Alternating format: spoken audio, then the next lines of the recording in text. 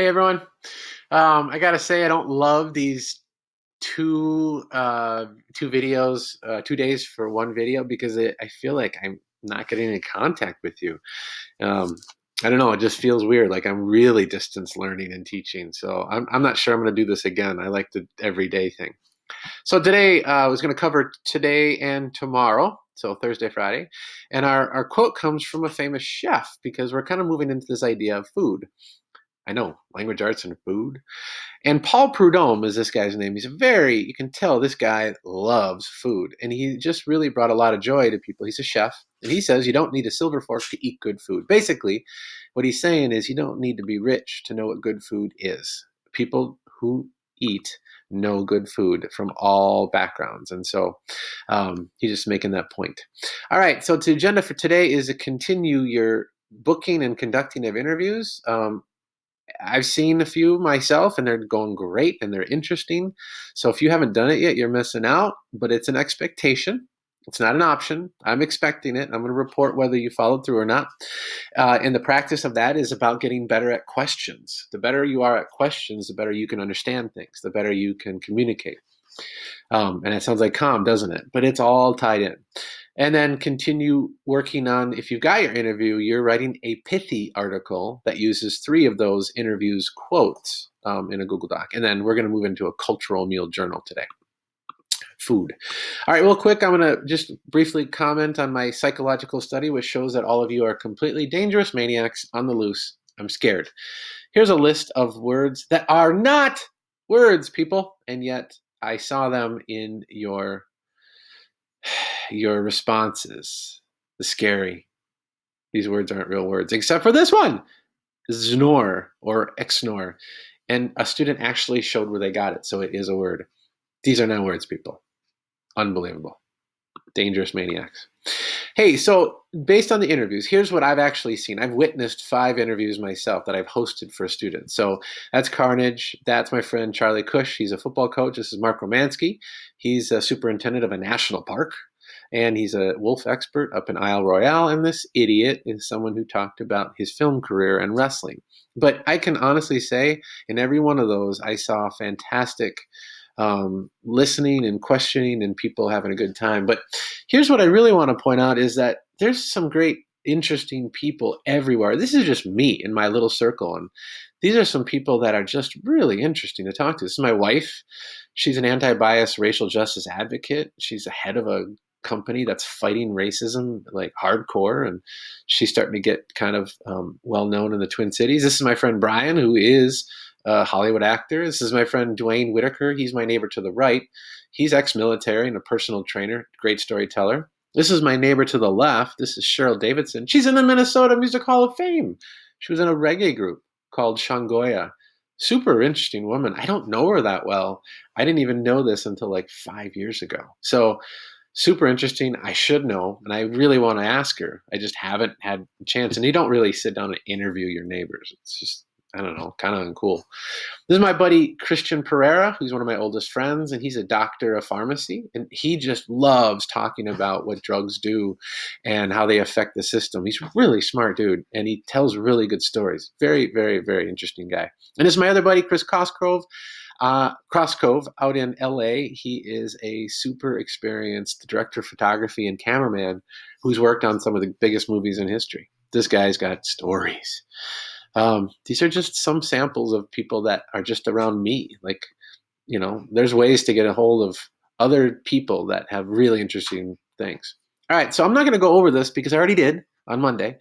But you are writing a short article, a pithy article that talks about the origin or how a person came to be who they are.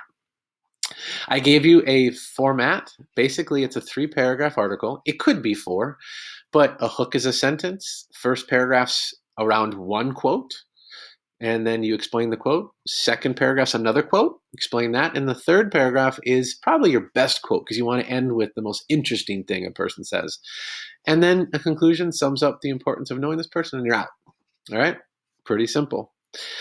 And just so you know, this really is one of the things we're looking at is using quotes again perfectly. So everything I've circled here is right. So look at your own quotes and see if they match up. Okay? Now, on to the next thing. We are moving into the facts push-in next week, and we're going to tie it into food. And I'm going to try to make this quick, but boils right down to is that there's these things called blue zones. And blue zones are where people tend to live longer, like in their closer to 100 on average. And they put out these 9 things that really they suggest contribute to people living longer. And I highlighted the ones that could relate to food. So food's important. So the thing I want you to do today is just write for about 15 minutes, just or it's no worry, don't worry about spelling or anything. I just want you to just bleh, vomit out on a paper, actually on your computer, and tell a story about a meal that is very important to your culture. And this goes back to your global learning. And remember, culture relates to ideas, customs, and social behavior of a society. And you get to determine what that society is. Is it your family specifically? Is it your people? Is it your heritage, your ethnicity, is your ancestors? However you want to define it, you get to define it. And it could be unique to your culture during this time, or it could be something that is celebrated every year throughout your life.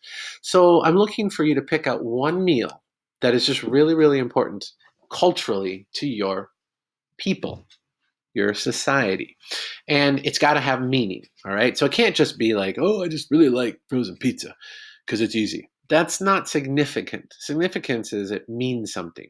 And I will show you, you can read this on your own time, but I gave an example of something that is important to us. I'll go off screen here.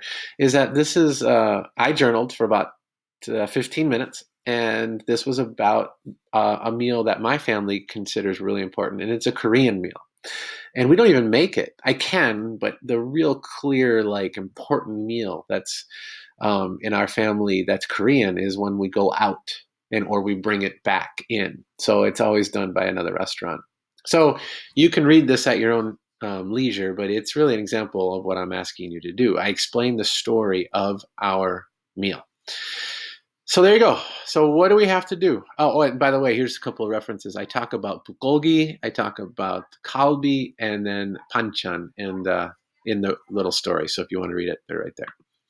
So here's the agenda. What do you need to do? I'm glowing because of the sun. Get your interview done. Number 1. Number 2, pull out 3 quotes that you're going to use from your interview. They've got to be word for word. 3, write a rough draft of your pithy article assignment. It's due Friday, but I'll take this late. Come on, lots of grace here. And just don't make it go into next week because it'll start to pile up and then you'll be like, oh, I'm overwhelmed again. Get ahead of this. I'm not looking for perfection. I'm looking for continuous attempts to get better. Follow the outline. I literally told you how to do this in that document. Make a copy of that and then share it with me and then ask for some feedback. And then the 4th thing over the next 2 days is if you get a rough draft of this done, then go into that meal journal, right? I'm just looking for that you guys can write this article and then we're moving into the meal journal. Okay, we'll work on the final draft next week. All right, hope you're well, stay good, and again, I miss you all, and hang in there.